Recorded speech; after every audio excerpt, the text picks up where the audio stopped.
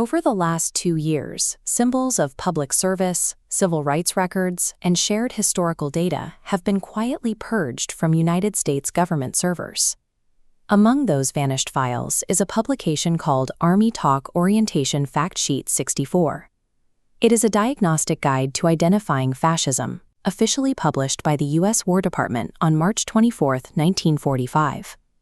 The War Department issued this operational manual to soldiers deployed across the globe to help them recognize the ideology they were dying to defeat. Today, the federal government has scrubbed this document from its digital repositories. The administration has deemed its historical warnings incompatible with current domestic policy. Because official databases are no longer reliable, the survival of this document now depends entirely on independent distribution. By watching this sequence, you are actively serving as a decentralized storage location for a forbidden piece of American history. We can start with the War Department's baseline definition. Page 1 states that fascism is a government run by a few, where the objective is seizure and control of the state. It warns that anyone not in their inner gang must do what they're told, stripping away civil liberties and equality before the law. This requirement for absolute loyalty is now the primary metric for federal service. The executive branch has systematically weakened civil service protections, purging independent agency directors and career officials to replace them with individuals selected solely for their ideological compliance. The manual then explains the environment required for this shift. Under the heading How It Starts, the War Department notes that a small group can only convince a population to surrender their rights during a time of intense social and economic unrest. In 2025, the administration implemented high global tariffs while simultaneously carrying out the mass deportation of the foundational workforce required for agriculture and construction. These policies directly triggered a labor vacuum and significant cost-push inflation. This chart shows the collision that followed. As consumer prices climbed, the administration enacted historic cuts to the SNAP program, stripping away the survival floor for millions of families at the exact moment basic goods became unaffordable. By simultaneously driving up the cost of living and dismantling the safety net, the state generated the intense economic desperation the 1945 guide identified as the structural prerequisite for a total seizure of state power. The manual anticipates how this power is maintained. It states that fascist regimes promise prosperity to the average citizen, but they intend in advance to break those promises, specifically betraying the middle classes, the workers, and the farmers once they hold office. The One Big Beautiful Bill Act followed this pattern, enacting devastating cuts to the very working-class demographics that provided the administration with initial political support. To prevent the public from organizing against this betrayal, the state must control the narrative. Page 3 explains that the press, radio, movies, and the school system itself are strictly regulated to justify the tyranny of the strong over the weak.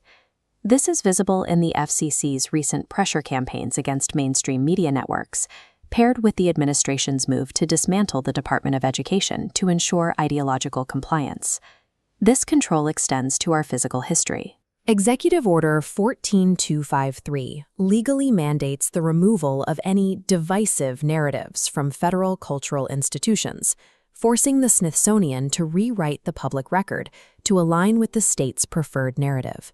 When a government intentionally starves its own economic base, it must capture the systems of education and media to prevent the public from identifying the source of their own suffering. As equality before the law evaporates, the War Department notes that the state inevitably turns to physical containment, filling concentration camps with opponents of the regime and those deemed unable to care for themselves.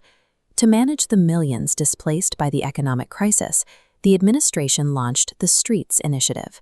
This program utilizes expanded involuntary civil commitment laws to sweep the newly homeless off the streets and funnel them into state-mandated labor centers. The manual warns that this system eventually reaches a limit. It asserts that fascism cannot stand still. Its internal policies are rooted in aggression, making external expansion and war a requirement for its survival. We are watching that aggression manifest as the United States withdraws from dozens of international bodies, fractures its historical defense pacts, and initiates a new, destabilizing military conflict in Iran. This shift includes the ideological purification of the military itself.